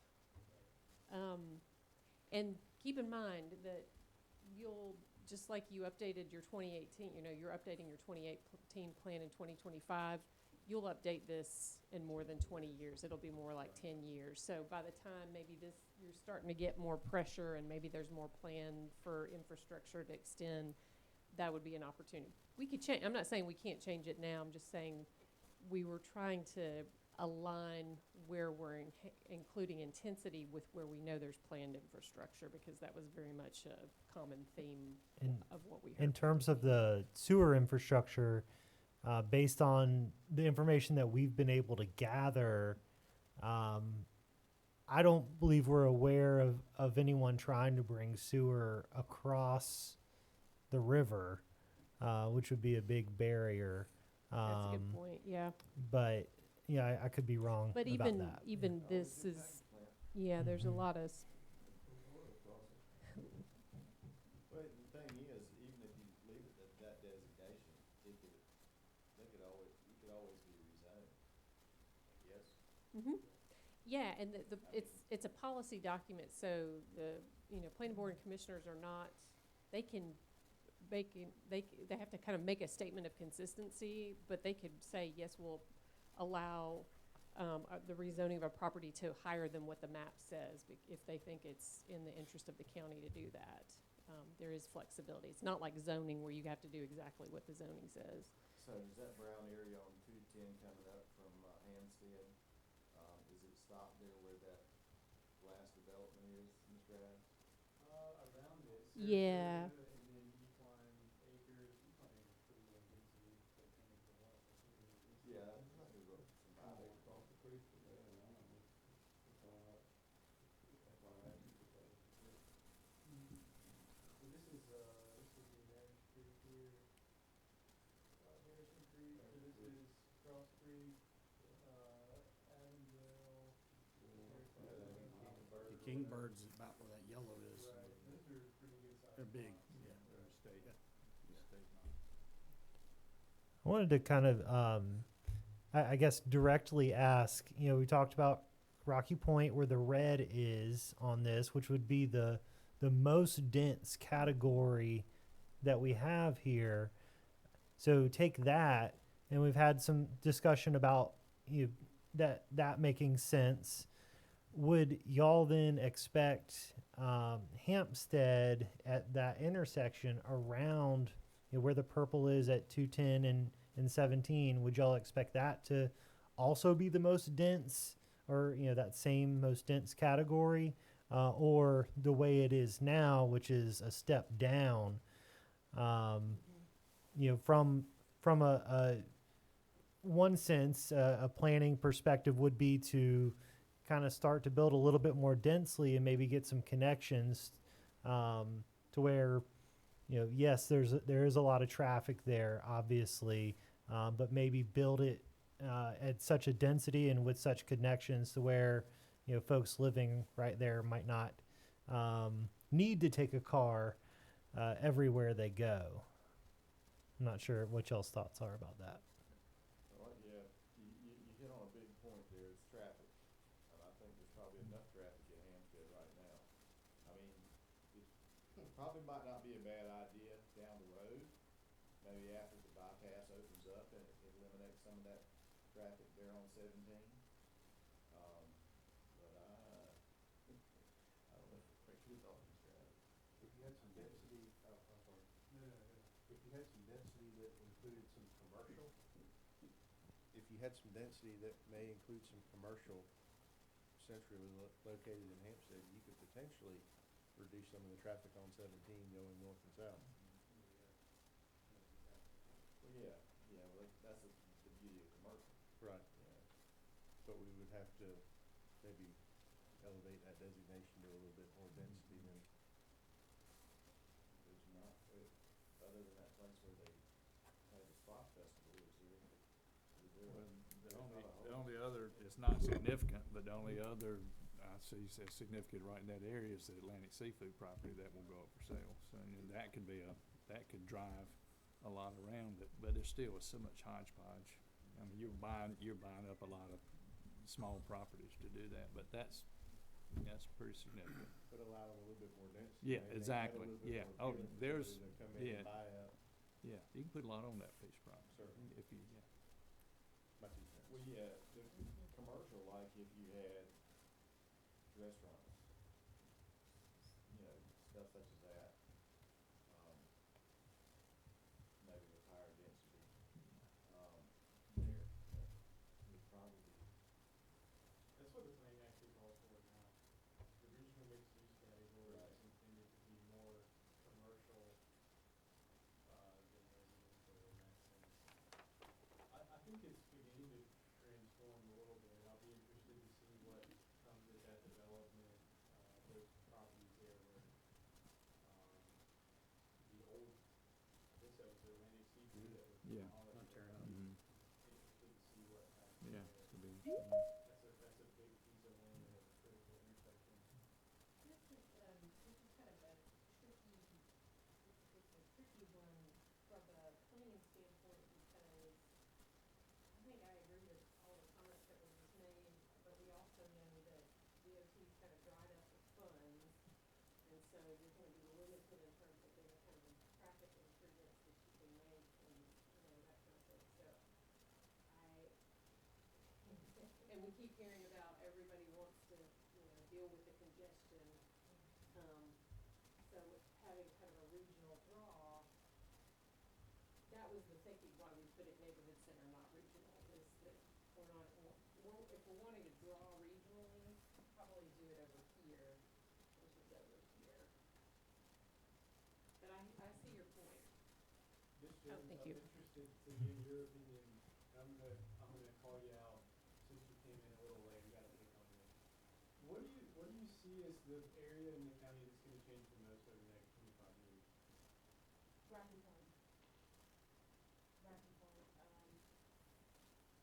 you have people that are overflowing from Wilmington, and Wilmington is coming to Rocky Point. And eventually, I'm sorry, I've been watching the 421 corridor coming back north, and you see some growth. And what I see is people building behind the woods, and then they remove the woods. So you have more and more of that happening coming down from 421 from Wilmington towards the West Pender area. I see growth, but Rocky Point has really taken off, and I'm really surprised that we don't have a hotel or restaurant right there at the 210, 117. And I just came from Hampstead from a meeting, and the traffic, so you all nailed it. Even this time of evening, coming from Hampstead, the traffic, getting here to Burgaw. But most people see Rocky Point as that central location. And if you're working for the city of Wilmington, Rocky Point is the cutoff. They're required to live a certain amount of miles. So Rocky Point is that cutoff. So that's why you see a lot of houses and stuff that's coming. So more so Rocky Point, yeah. And as far as our area where the farmers and stuff are, I'm hoping that it doesn't grow that much. I mean, we really appreciate we really appreciate the peace. In the last 2 years, we have gotten some noisy neighbors that moved to the woods until the music makes your windows shake. Where law enforcement were going up and down the driveways to try to find these people in the woods. So, we're changing a little bit. We don't want too much change in our area, to be honest, but we know it's coming. We know it's coming because the developers are buying the acreage of lands because the farmers' children are moving away and they're selling the land. I mean, what can we do to fix that? There's nothing we can do to fix it, not unless they have some nieces or nephews that are willing to buy the land, until they find someone that, and a lot of people do want to farm. A lot of people want to relocate here and buy these farms. So maybe the farmers are going to have to start thinking outside their box if their children don't want it, and if someone's willing to continue work on the farm, let's do it. I had started to speak. Go ahead. Just grab a microphone. We're gonna get some more microphones We in talked here. a couple of times about the idea of, this is a little bit non-map related, about farmland preservation planning, which kind of gets to your point. It's voluntary based. It's where the actual property owners, you know, the rural community is part of developing that plan and coming up with, like, how can we, in a balanced way, protect the character and the viability of farms. That's something that we can include as a recommended implementation item. We also, in Iredell County, we did a conservation toolkit, particularly for agricultural lands, that we can include in this as well. And again, that's all voluntary. It's all about what are the tools that are out there for landowners to use, because we know it's a delicate balance.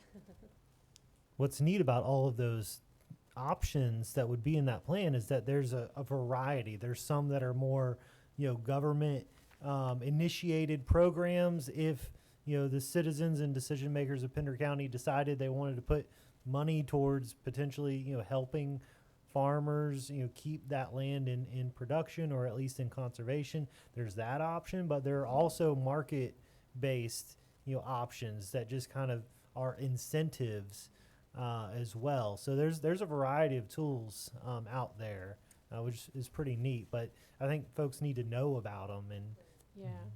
And sometimes, I know in Iredell there was a situation, and I'm going to forget the actual state pot of money, but they unfortunately weren't in a position to tap into some grant funding that was coming through the state for agricultural preservation efforts, to be able to place easements, or I think you could even purchase property with it. Obviously, the landowner would be willing in that situation, but you have to have the right kind of programs in place to be able to access those funds.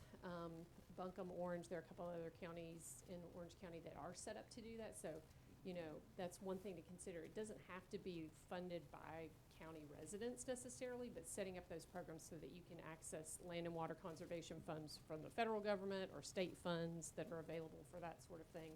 That's another way to support those efforts too. I do have one question, and you guys might have already covered or discussed this. I was having a conversation with some people when it comes to a event center. I'm sorry. Mhm.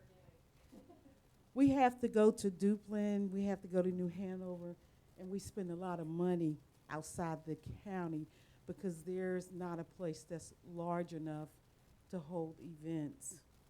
Is that something that we're interested in Pender County?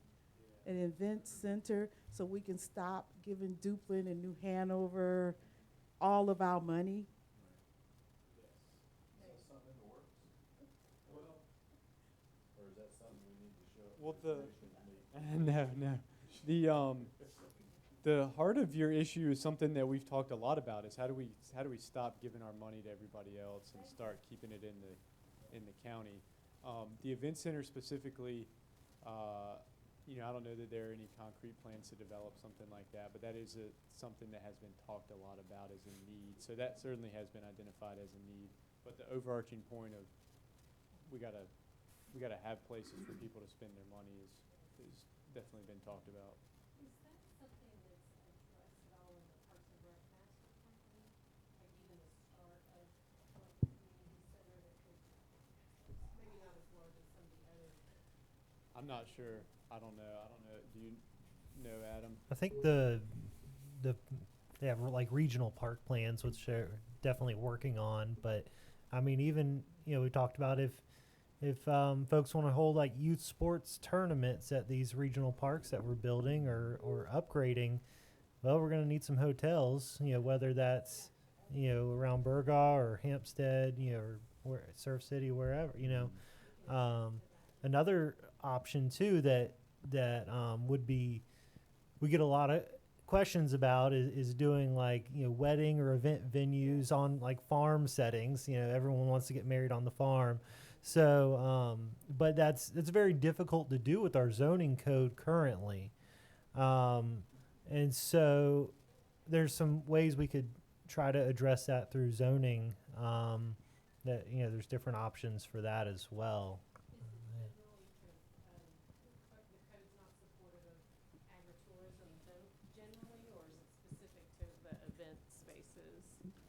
It's a lot of people pursue the, you know, event space through agritourism. A big thing is because it's cheaper. I'm just putting it plainly, but when they hear about like the actual code requirements that come into play when building a facility like that, they kind of freak out. When you're exempt from zoning, it actually exempts you from a lot of building code standards and even fire code standards as well. So the big thing with like a center like that, you need like a fire hydrant. You're not going to find fire hydrants where you find these farms. And that's just part of the challenge. People call all the time, several times a year, in fact, just asking where, you know, can I do a event center here? And most of the time, there's no infrastructure to support it. So it's kind of a health and safety Right. issue more than anything else. Because they'll find the land, they'll say this is land will be perfect for it. But if they don't have a farm operation, then it's going to be very difficult to pursue. Going by the book, essentially. We would love to support those sorts of things, but most people want to do them where the land is cheap, and that's going to be where there's less people and less infrastructure in the country, you know.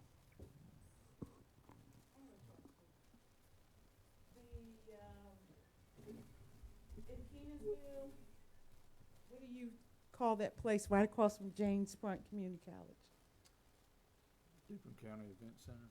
Right, so Yeah. why can't Pender County have a event center? That's a great question for the county manager, or more so the commissioners. I think that's something that staff would love to support, but that, Yeah. I think that's something that we can look at. Maybe the plan can recommend the county investigating that kind of option. Yeah. I know in Is it- some counties, and I think Sampson County's this way, you'll see on the name on the building, the marquee or whatever, is agricultural center. So they Yes. probably tap some Right. federal monies Yes. to build that. You know, they have to host, you know, your whatever, your 4-H, you know, your FFA events, but it's I mean, that's more of a convention center. That's what we need is, Yes. not that I don't know that we draw conventions, but something large enough to have that type of space. Yeah. Convention and all these other professional conventions will come to Pender County. Yeah, that's a good place they have up there. You know, Duplin County's always been forward thinking. I remember probably when I was between 10 and 15 years old, looking at houses up there and out in the middle of nowhere. And I look over there, and there's a fire hydrant out there in the cornfield. I'm like, what the heck is that? Mm-hmm. But you know, they were forward thinking, and that was 50 years ago. Right. So, I mean, you know, we're still forward thinking with that as well. It'd be nice if we had something like that here. But as far as just to follow with Ms. Jones, someone could pursue that privately. But the question is, like, where would we want to see that? Where would we want to support an event center? Right? I think Rocky Point would make sense. Absolutely, for something like that. Drawing from outside the county. Yeah. Because most people coming to Wilmington pass through that intersection. Probably, That's Right. probably your best area for getting hotel development too. that you can Right. support it. What's missing on the map? More Dollar Generals. Sure about that? If you put more of Not what I expected the to more hear. rural crossroad nodes you get, you've more Dollar General. That's right. Yep. It would make it easier for them Yeah. to promote Yeah. the community center. So we got some good refinements on this, but just anything else that you all think, and it could be something that's not map related too, that's more policy related, that you wanna kind of make sure and, I like to try one thing out, yeah. probably not related to land use. Hampstead has a senior center, and Fairwell has a senior center, and it's really Rocky Point that's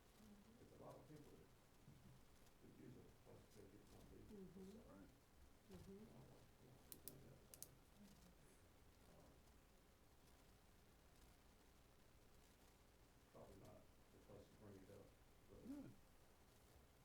future planning, something like that ought to be Yeah, looked at, so. yeah, I think there's definitely it may not be that, this plan will make that happen, but it could definitely open it up for consideration and something. So are those senior centers run by the county? Well, the one in Burgaw, I guess, would be a Burgaw supported. I assume that They're linked together though. Are they Oh, yeah, private?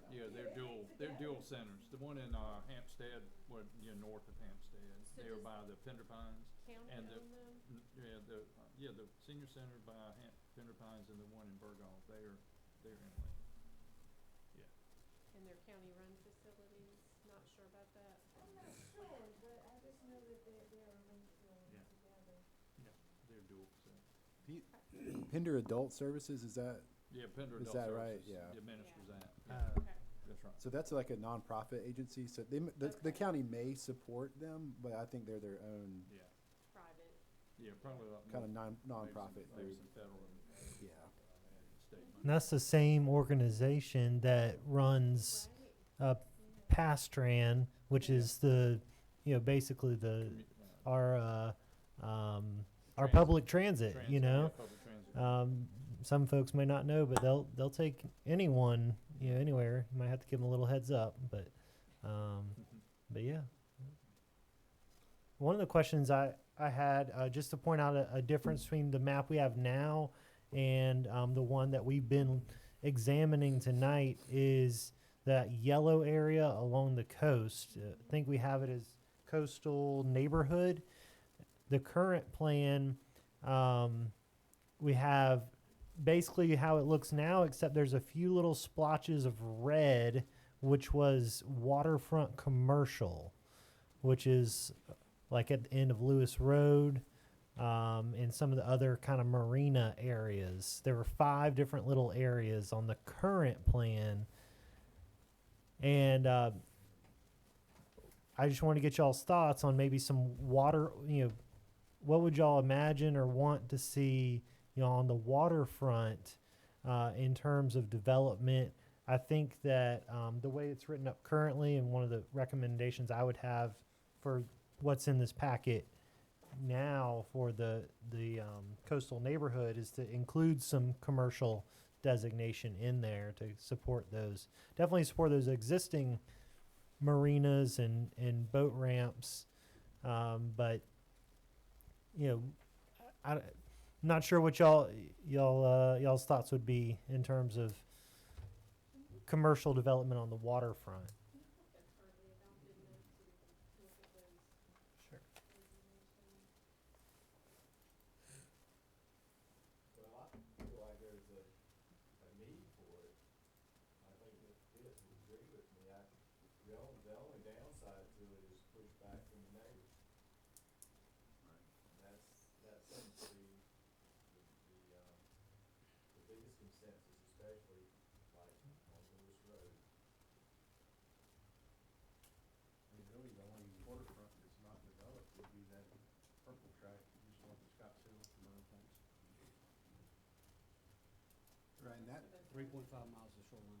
yeah, and that piece is 3,000 acres in total. So a lot of potential. Talk to the corporate. Yeah. Well, I hope when they do develop it in the planning, they can do like a whole PUD.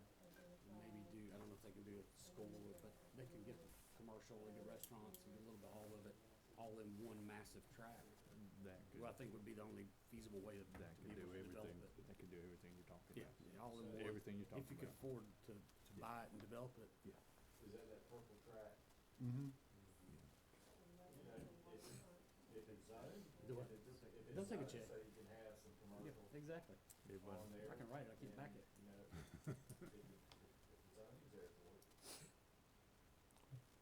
I'm just looking at, so it might be hard to see from where you're at, but there's, beside this little, that's his cursor, there's also this little. That's the red Scotts area. Hill Marina. Yes. isn't it? That's Scotts Hill Marina. That's the Hampstead Marina. Then Slip the Point Thatcher is- Road. Well, And then that's the Slip Point right there. Yeah, It's the purple one right there. I don't think that red is the Scottsville one.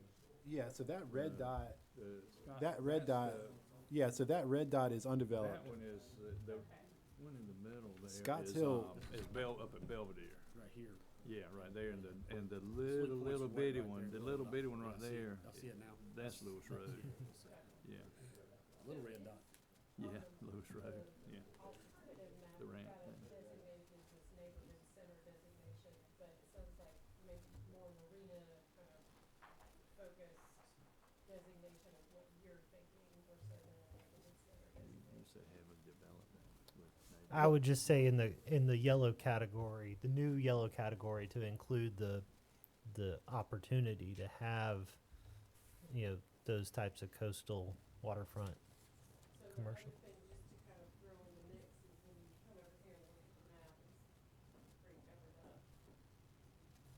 Wes, did you have some thoughts on that? It's very wet. I mean, so we love our post from the western part of the state, but the entirety of Topsail Island is also, of course, covered up. Yeah. It doesn't mean we can't build there. We just have to align with our floodplain regulations.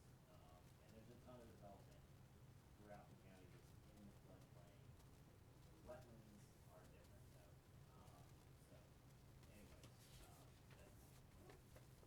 So anyways, the coastal waterfront thing from the last plan, there was a big emphasis on folks wanting to figure out a way to have additional access to waterfront.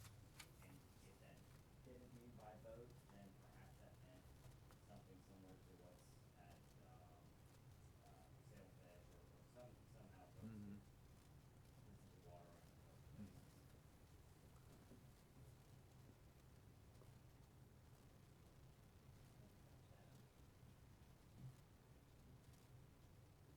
We've got just a few minutes left. Why don't we, what if we walk through and just kind of talk about the general residential density? And can you grab a microphone? Thank you. Just to make sure you're kind of comfortable, generally speaking, with the designations that we have here. So we talked about rural agriculture. The yellow is 1 unit per acre. That's the most heavily applied across the county's planning jurisdiction. The rural neighborhood, the orange category, those are the 2 units per acre, roughly half-acre lot. The rural crossroads node, so like the light purple that we have at Penderley in the center, that's the same designation, 2 units per acre. It just adds in commercial as an opportunity there as well. Coastal neighborhood, so that's that yellow, we were just looking at that. That's 3 units per acre. My understanding is there was a lot of discussion in the last plan around setting that designation, so we kind of kept with that, but that's something we could explore if you wanted to change. Residential neighborhood, the name I hate the most. We'll find a better name for this. We couldn't come up with it in time for this meeting. That's the brown that covers a large portion of the Hampstead area. That's 3 to 6 units per acre. The neighborhood center, which is the darker purple, that allows for, is currently shared 8 to 10 units per acre, so ratcheting up a little bit, having a little higher density around those neighborhood centers. And then that regional center at Rocky Point, we're talking about 12 to 15 units per acre. No residential in the employment is what we're saying, because you'll just get residential quickly if you don't kind of lock down those areas. And then the conservation and recreation category, of course, there's not residential allocated with that. Any of those sound like they need to be tweaked at all, or are you relatively comfortable with those designations? And that's all listed in your packet if you want to take a peek at that. What you gonna name that new one? The residential neighborhood, the new category for on the spot naming. I'm not good at this. That's the creative side of this. It takes me a little bit. I'm a morning person. Yeah, I don't know, but I think definitely something that kind of expresses that this is kind of a heavy commercial kind of, not heavy industry, but heavy commercial usage area. So we'll try to come up with a better name for that.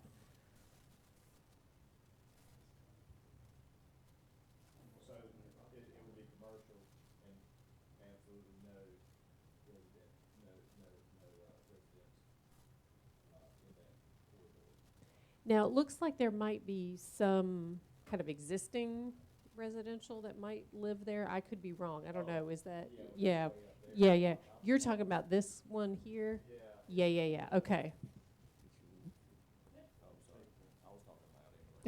Yeah, and one of the things when I was talking to DOT last week, I guess not last week, we're all snowed in, the week before, was that, you know, that area across the bypass behind the schools, they originally had planned to connect Jenkins Road across the bypass, you know, going north to open that land up for development. But at least the person I talked to said that appears to have been done away with at some point, and he wasn't sure or didn't know of any plans for DOT to sell it or do anything with it at this time. So if they had maintained that connection, that would make it a lot more accessible. But I guess they're not doing that right now from what we know of. But you never know. DOT might change their mind. Mm-hmm. Do you all have, Daniel or Justin and Adam, any other kind of questions or that you wanted to pose before we wrap up?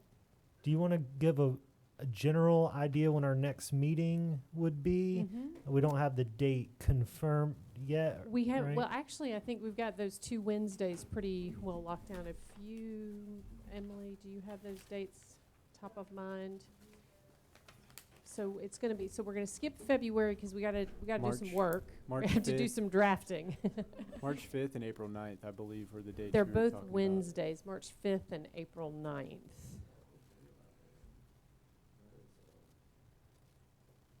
That sounds right. So what we do is we break the plan into 2 chunks so that you don't have to read a really large document for the meeting. And we'll be delivering it a couple days before, but we'll walk you through it at the meeting and then give you a couple weeks after to digest it and look at it and provide us feedback. And we'll have a mechanism that you can provide us feedback from your home or wherever you want to do that. And then, so we'll have the first module that we'll do, and then the second module. This map will probably come with the second module because we want, this is important, and there's a lot of land in the county, so we want to do a little bit of looking around the edges of where we've got different designations and make sure we're comfortable before we bring the changes to you. But that's how we'll break it up. And then from there, we'll be taking it out for public review later this spring and getting feedback on the full draft plan. After we get your comments on it, we'll make revisions and take it out to them. We'll brief the planning board and commissioners on what we learned from the public, and then we'll revise it in what we call a public hearing draft, and that will march through the actual adoption process. Probably August is what we're looking like. I think we've got a break in there. Yeah, go ahead. I have a quick question. I wanted to just take a step back. I have a question about the economic development designation briefly. I get the intent, right? Economic development. It's pretty self-explanatory, but is there an intent to like be more specific about different types of industries in different areas? So what we have been experiencing, and Kathleen has, is our connection to a lot of this thinking in North Carolina, but I think this applies in other communities that we work in South Carolina, Virginia, and elsewhere, is that because we always in the past have had distinctions between light industrial and heavy industrial on the map. That's kind of the typical thing that we always did. And because of advancements in technology and really a lot of things you can deal with development standards, there's less need to have that distinction between those uses, that they can be compatible with each other. And so the idea is let's be as flexible as we can with the market to allow it to be what it wants to be and just have the right standards in place so that, one business is not affecting another negatively. So it's really an intent to be a lot more flexible to incentivize development effectively. Thank you. Good question. Well, thank you. I think, yes. New issues and opportunities report coming your way soon. It'll be on the project website and shared with you. We'll be working on the plan. Yes, and we talked about the dates. So anything else? We wrap up? Thank you. This was super helpful. Appreciate your time. Thank y'all. I'll let y'all know I'll send something out about those dates as well. So, yeah, thank y'all. Drive safe.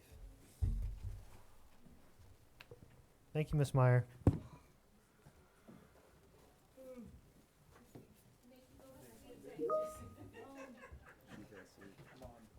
Thank She said thank you.